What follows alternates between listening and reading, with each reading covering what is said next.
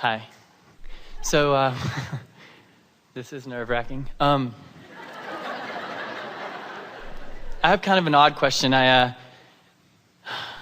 sort of an anxious guy, and my mind races like constantly, and it's just thought after thought after thought after thought, right? And thoughts are good. Anxious thoughts are outside the vortex thoughts.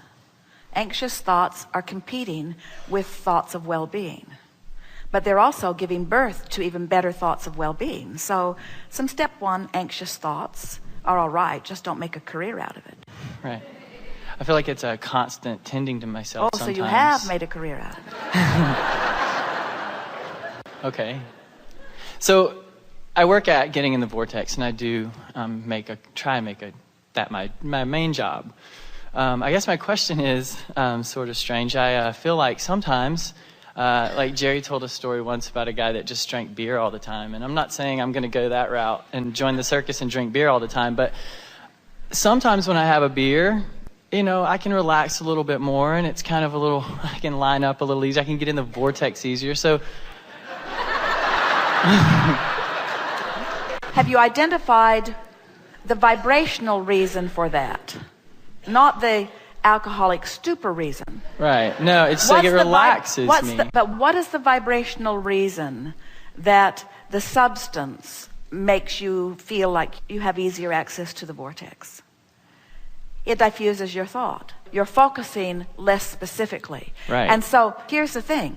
If you are chronically focusing on things that bother you, and then you drink something that makes you less focused upon what's bothering you, then you have temporarily suspended your vibration that is holding you out of the vortex, and in you go. Right, it feels good.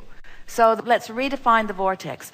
The vortex is where the source within you is, where Abraham is, where your inner being is, where that which is God is, and where all drunks are.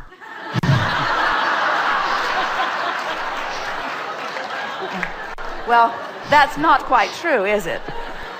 Sort of started out that way, though, didn't it? In other words, the vortex is where compatible components are. So in some ways, we want to say to you, whatever it takes for you to be a compatible component, which is the same thing as saying, whatever it takes for you to stop beating the drum of what you don't want. Right. We don't think that that's necessarily the best way in, but we'll take any way you can figure out. Okay, because that's really the next part of my question is, if that's the way I choose to get in there, and I don't have split energy about it, and I'm not saying, I shouldn't be having this to drink, and I'm just sort of, but my question is, how does it affect my vibration? What happens when you sober up inside the vortex? Yeah. That was funny, by the way. What happens when you sober up inside the vortex? This is the thing that's tricky about it, is that if you have drunk your way in and then the effects of the alcohol wear off and your thought processes have not been deliberately changed to be up to speed, now as you sober up, you're going to find your vibration right where you last left it. And so as you sober up, you're going to come back into the same vibration that you were in, and the vortex is going to throw you out. Right, and that's when you just open another beer. So what do you think? So what do you think about this? Well, here's really something wonderful. It's temporary. Get in the vortex and then drink. That's good. Rather than using the alcohol as the way in, use your power of focus to get in, and then follow whatever inspiration comes. That's good. And therein answers the age-old question, why are there happy drunks and mean drunks? Right. Thank you. So we've been toying with you a great deal, and we've been laying a lot of groundwork for this very groundbreaking question. So now where are you in this? In other words, are we advocating drinking?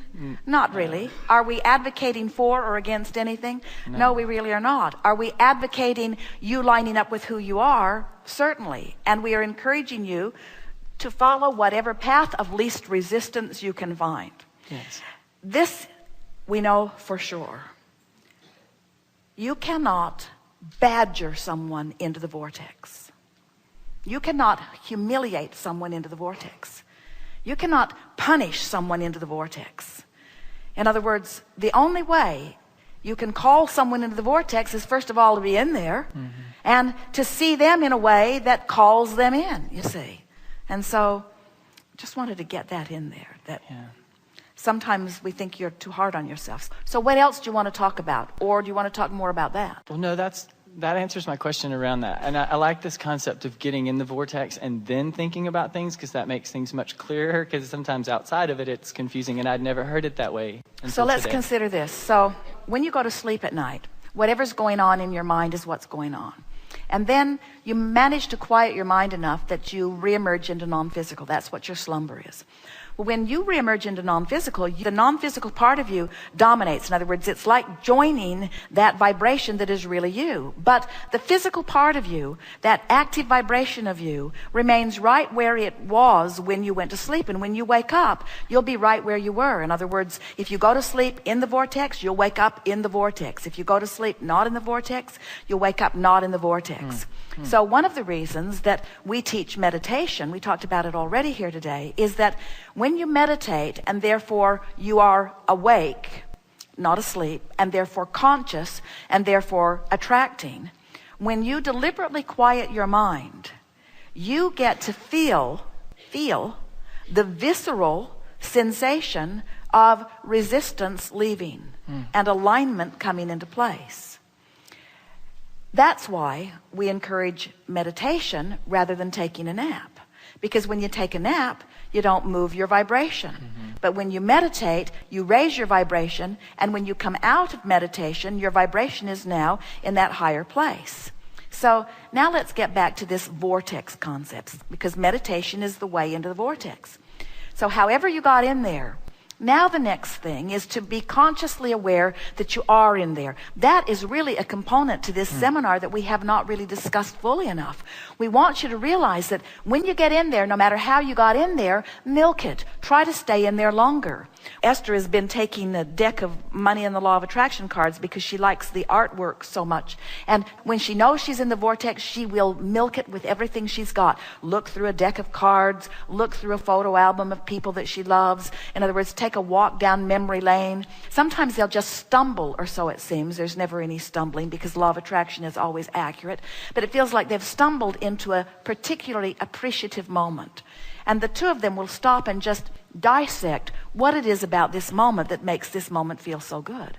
Why is this room so appealing, Esther will say. Well, in this room, it's easy to identify. Look at these chandeliers. This is really an exceptionally beautiful meeting room. So, and as she walked in, she looked at them. She could not stop looking at them. In other words, they don't rattle when the air conditioning comes on. They're silent and yet beautiful. They give off enough light that everyone in the room can see everyone in the room. Enough light that the camera can pick up the images that it wants to comfortably. What is it about this room? It feels like a good size and a good shape. In other words, the platform is a little higher than usual, which gives a little better vantage point. The temperature in this room has remained right where they have asked them to hold it at 70 degrees because they find that to be most comfortable for most people. In other words, this is the reason that I like this room so much. This is the reason. These are the reasons. And as you focus with an eye to understanding why this feels so good, why does this feel so good? Now, often you find yourself not in the vortex wanting to define why does this feel so bad? What's wrong with this meal? What happened? What were they thinking? How could they have put this together? Who's in the kitchen? Who's minding the store? In other words, you can affirm from outside the vortex or inside the vortex. We just want to alert you to the benefit of doing 100% of your deliberate affirming or restating or practicing the vibration of, or making a vibration that's just active, making it longer active till it's dominant, then keeping it dominant till it's chronic, until it's the easiest vibration to find. In other words, practice yourself into alignment with who you are, and then begin to live life as you're viewing it through the eyes of Source.